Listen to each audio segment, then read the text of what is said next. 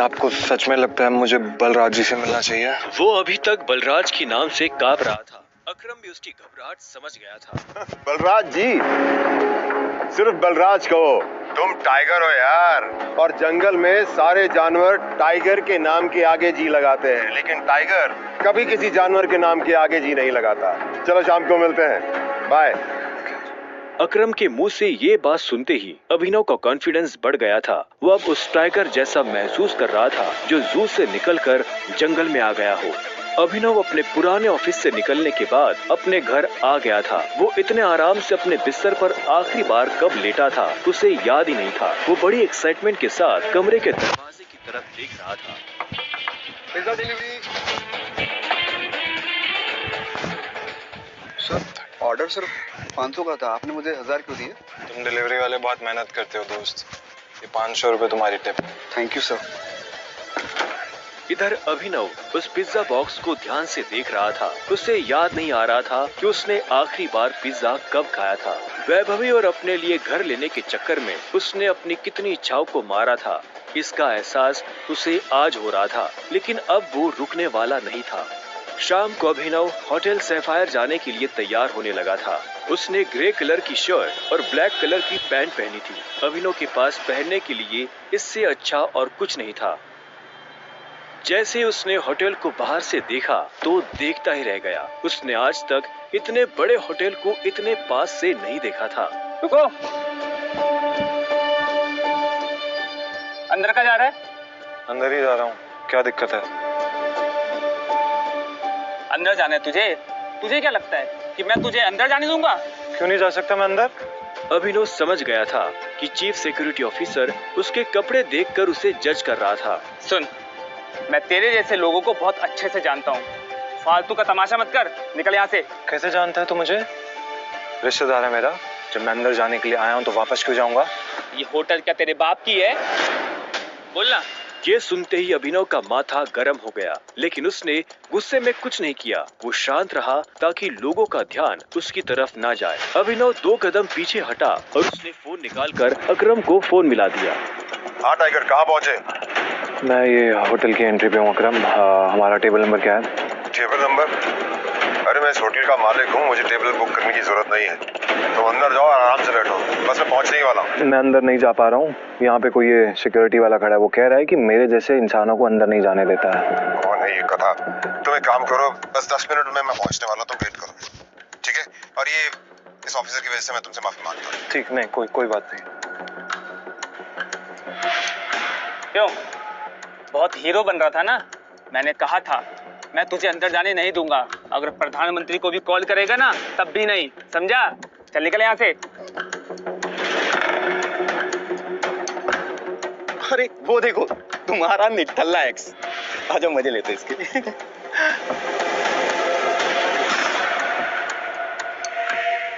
इससे मैंने अपना बॉयफ्रेंड कभी माना ही नहीं। वैसे भी मैं अपने से छोटे लोगों से बात नहीं करती, मुंह नहीं लगती उन्हें बॉयफ्रेंड क्या बनाऊं।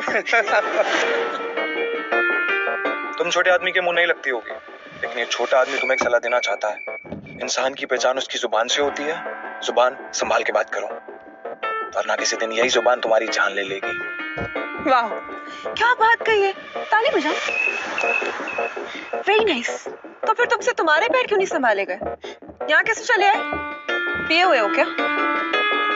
अकरम ने बुलाया मुझे यहाँ पे। अच्छा, अरे हाँ याद आया, अकरम सर ने उस दिन कहा था तू उनके किसी ड्राइवर का बेटा है, तो यहाँ अपने बाप की जगह ड्राइवर की नौकरी मांगने आया क्या? सही है, लेकिन वो रखेंगे नहीं।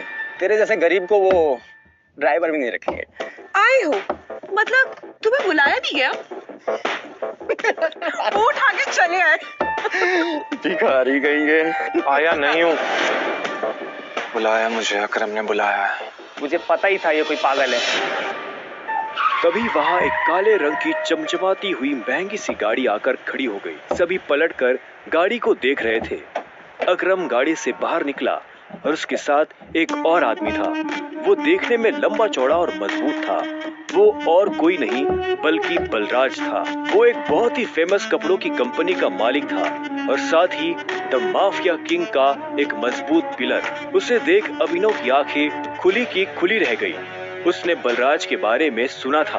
क्या आपको सच में लगता है मुझे बलराज जी से मिलना चाहिए? उसे तस्वीरों में देखा था, लेकिन तस्वीरों में देखने और सामने से देखने में जमीन आसमान का अंतर नजर आ रहा था। उसके मन में यह सवाल उठ रहा था कि आखिर बलराज उससे क्यों मिलना चाहता था। क्या चल रहा है यहाँ? सॉरी सर, लेकिन इस आदमी ने मुझे और कस्टमरों को काफी परेशान किया हुआ है। मैं इस चोर को अंदर जाने से रोक रहा हूँ तो ये यहाँ पे तमाशा कर रहा है। क्या तुम्हारी हिम्मत कैसे हुई इसे चोर कहने की? तुम होते कौन हो इसे अंदर जाने से रोकने वाले? ये होटल तुम्हारे बाप ने खोल रखा है क्या? ये मेरा मेहमान है और तू आज के बाद इस होटल के आसपास भी दिखाई दिया ना तो तेरी टांगे तोड़वा दूंगा। Get lost. Sorry sir.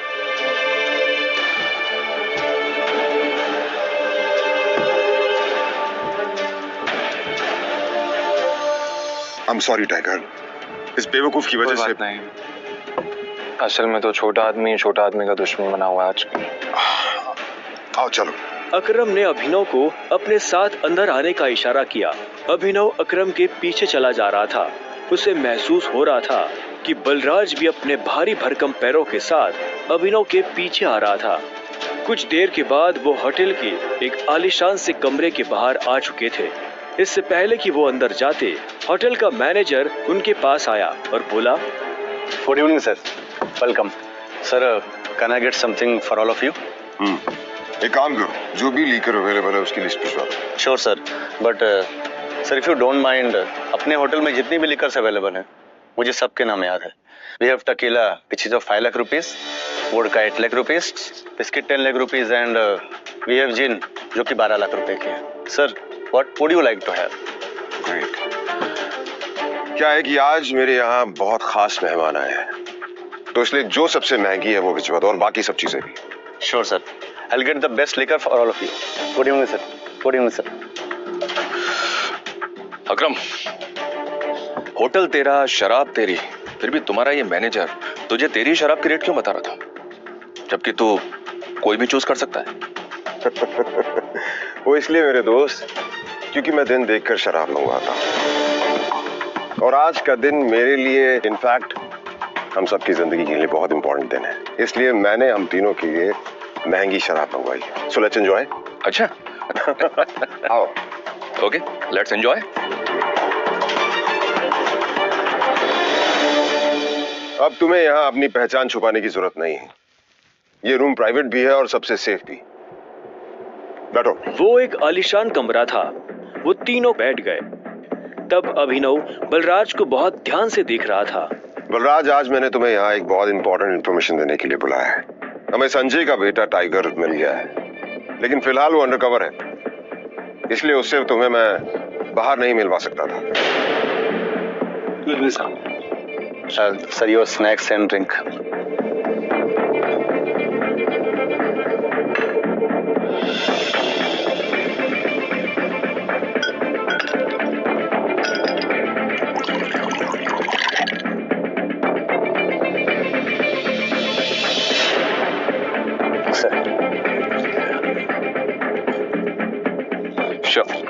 Cheers. Cheers.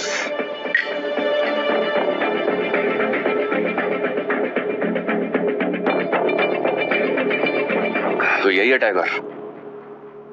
हाँ, ये है हमारा टाइगर। और मैं चाहता था ये हमारी टीम के बड़े और भारी मेंबर्स से मिल ले, और मिलने के बाद जिस तरफ हम बढ़ रहे हैं उस तरफ बढ़ने में ये हमें लीड करे।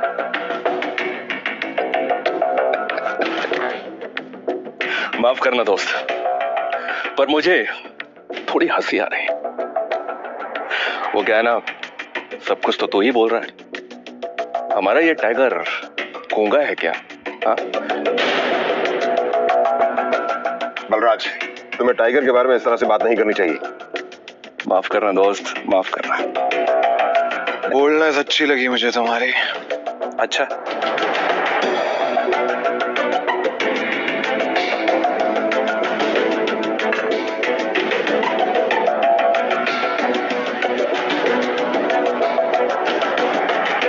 होगे तुम बॉस, लेकिन ये मत भूलना तुम किसके सामने बैठे हो।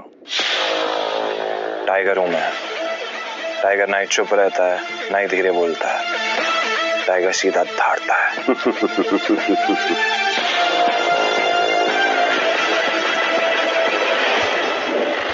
तो तुम टाइगर हो, ठीक है। तो टाइगर ये बताओ, इतने सालों से कहां थे तुम?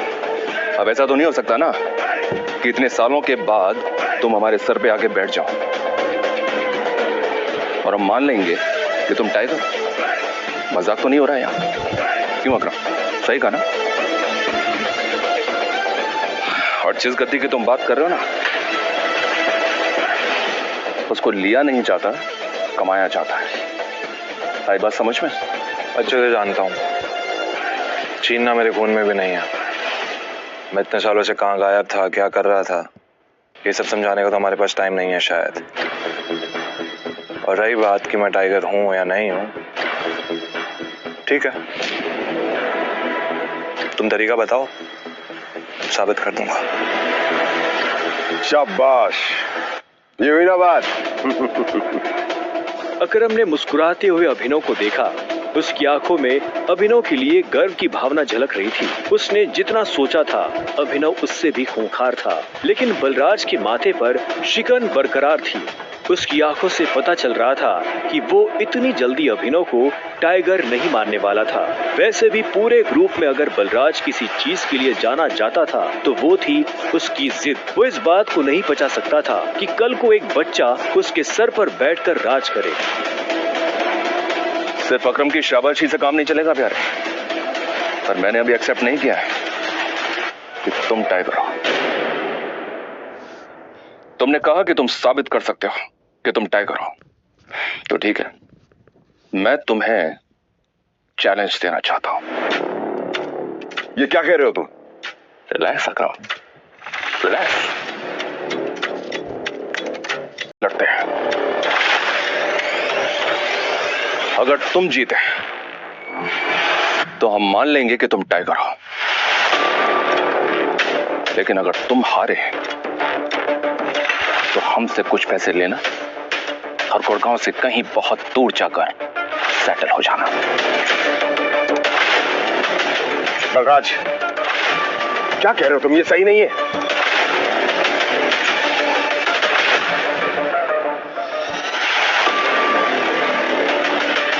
Let's fight.